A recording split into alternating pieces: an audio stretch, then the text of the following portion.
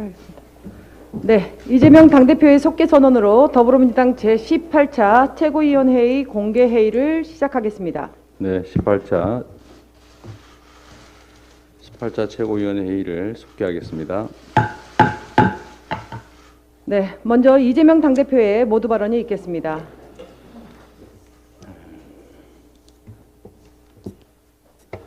네, 국민 여러분, 요즘 경제, 민생 위기 때문에 정말로 어려운 상황이 펼쳐지고 있습니다. 그런데 국민의 삶을 책임져야 될 정치가 민생을 챙기기보다는 정쟁에 빠져들고 있다는 그런 지적들을 아프게 받아들입니다. 정부 여당이 민생보다는 내부 결집용 안보 포퓰리즘에 집중하는 것 같아서 참으로 안타깝다는 말씀을 드립니다. 안보는 국민의 생명과 안전을 지키는 가장 중요한 국가의 작용인데 안타깝게도 국민의 삶과 안전을 위태롭게 하는 방향으로 잘못 작동되고 있다. 안보 포퓰리즘에 빠지고 있지 않나 하는 그런 우려를 전하고 우리 정부 여당에서도 좀 더 민생에 집중해 주시기를 당부드립니다. 말씀드린 것처럼 민생 경제가 혹독한 시련에 직면하고 있습니다. 올해 무역 수지 적자가 대한민국 역사상 최대인 500억 달러에 육박할 전망이라고 합니다.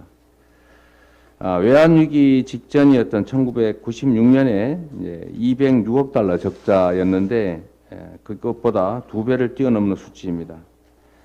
우리 경제의 버팀목인 수출이 심각한 위기를 맞고 있습니다. 가파른 기준금리 인상에 따른 고통도 갈수록 가중되고 있습니다. 약 4,400조 원에 달하는 가계부채 그리고 기업부채 상황이 매우 심각해져 가고 있습니다.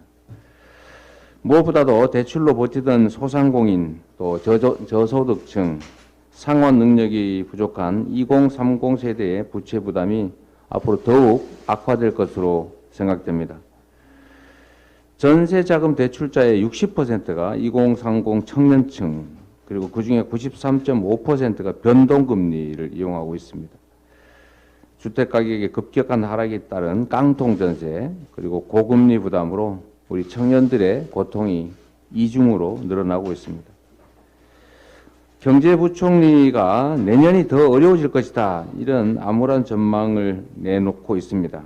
그런데 이런 비상 상황에 걸맞는 정책이나 또는 실제 행동은 찾기가 어렵습니다. 정부 예산 또한 그렇습니다. 경제를 지키는 방파제 역할을 해줘야 되고 서민을 지원하는 방향으로 가야 되는데 오히려 서민 지원 예산을 대폭 삭감하고 초부자들, 슈퍼리치, 초대기업에 대한 세금을 깎아주겠다고 하는 완전히 거꾸로 가는 정책을 취하고 있습니다. 위기를 정말로 위기로 인식하고 있는지 되묻고 싶습니다. 이런 비상한 시기에 또 비상한 대응책이 필요합니다. 우리 민주당이 할 수 있는 일 하겠습니다. 민생경제 안전판을 폭넓게 만들어내겠습니다. 특히 이제 가계부채 3법 그리고 납품단가 연동제 같은 시급한 입법과제를 조속하게 해결해 가도록 하겠습니다. 지역화폐, 또 어르신 일자리, 청년, 자영업자 지원 예산 같은 민생 예산도 반드시 확보하겠다는 말씀드립니다. 참 이런 지적 안 하고 싶은데요. 대한민국이 유엔 인권이사회 이사국에서 2006년 이래 처음으로 탈락했습니다. 대한민국 대신에 어떤 나라가 인권위원회 이사국에 선임됐는지를 보면 참으로 대한민국 국격이 많이 추락했구나라는 걸 느낄 수가 있습니다. 국제사회에서 대한민국을 경제 선진국으로 불리는 대한민국을 유엔 인권위원회 이사국에서 배제한 이유가 뭐겠습니까? 인권에 대한 대한민국 정부의 퇴행적 태도 때문이 아닌가 생각됩니다. 정치 보복, 야당 탄압, 그리고 공영방송에 대한 억압, 언론 자유의 침해죠. 그리고 고등학생 그림에 대한 제재처럼 표현의 자유 검열, 이런 것들이 결국 이 의사결정에 반영되지 않았나 하는 생각이 듭니다. 각성해야 된다고 생각하고 대한민국 국격 회복을 위한 노력을 좀 더 경주하시라, 이렇게 권유드리고 싶습니다. 고맙습니다. 네, 다음으로 박헌근 원내대표의 발언이 있겠습니다.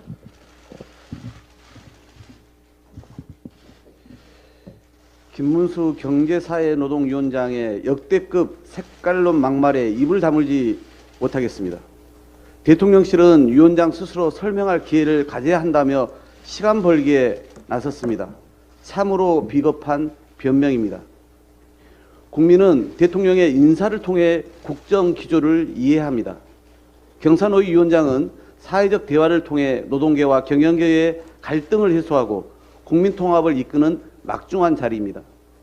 이런 장관급 중책에 극우 유튜버나 다름없는 프로 막말러를 앉힌 것은 사회적 대타협에 대한 윤석열 대통령의 개념 없는 적대적 철학을 그대로 드러낸 인사로 볼 수밖에 없습니다.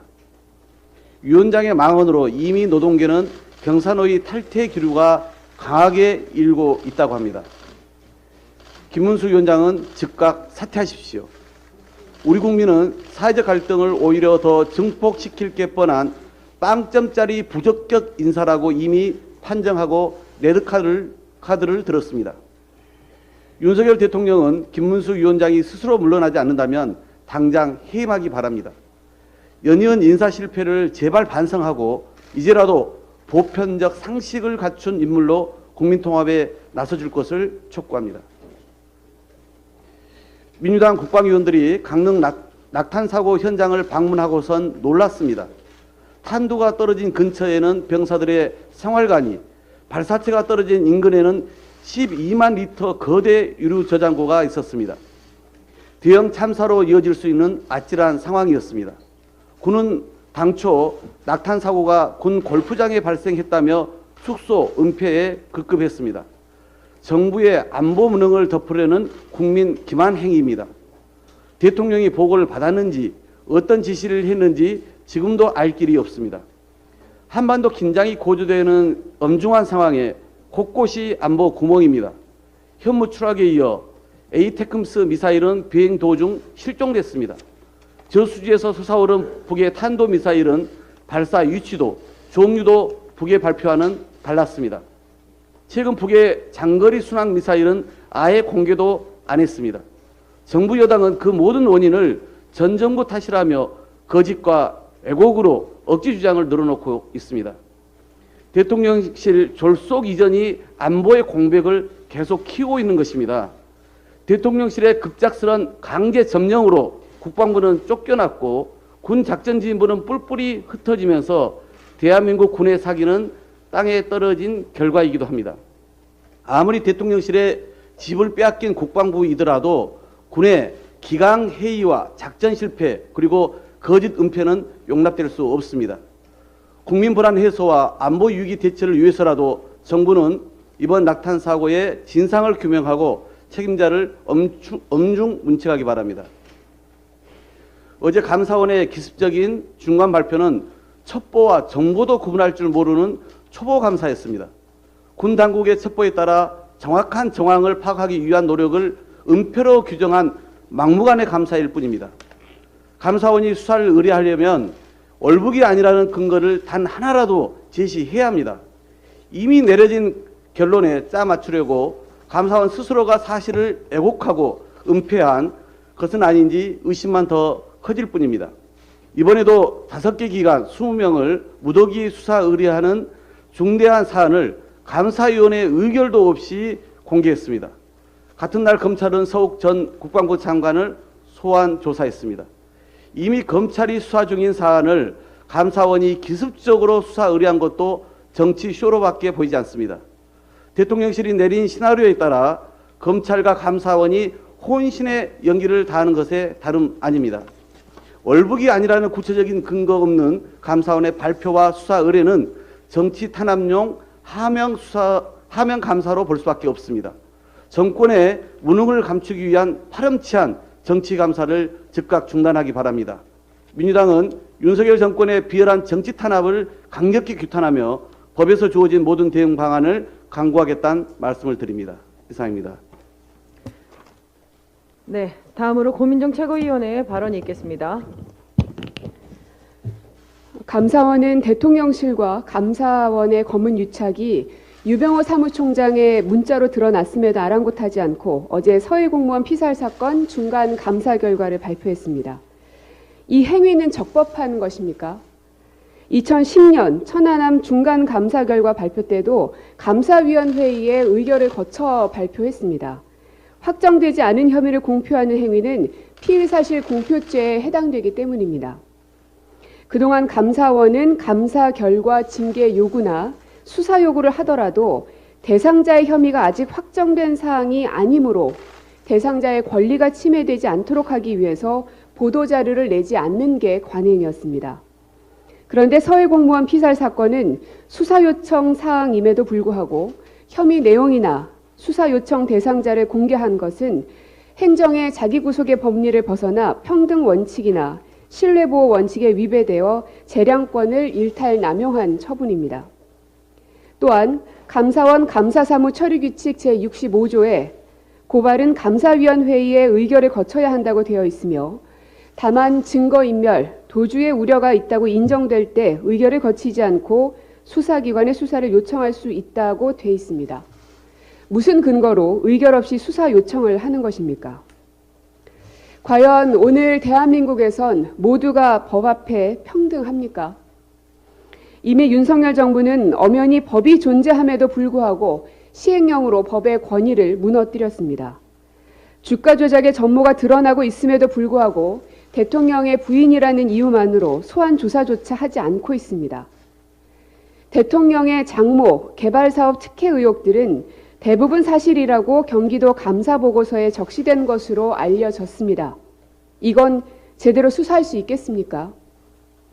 현 정권은 자신들의 무능과 과오를 덮기 위해서라면 그 누구라도 서슴없이 겁박하고 있습니다. 전 정권과 야당 대표를 흔들어대는 것은 물론 사회의 감시자 역할을 하고 있는 언론마저 세무감사, 검찰 고발, 감사원 감사 등 할 수 있는 모든 방법을 동원해 입을 틀어막고 있습니다.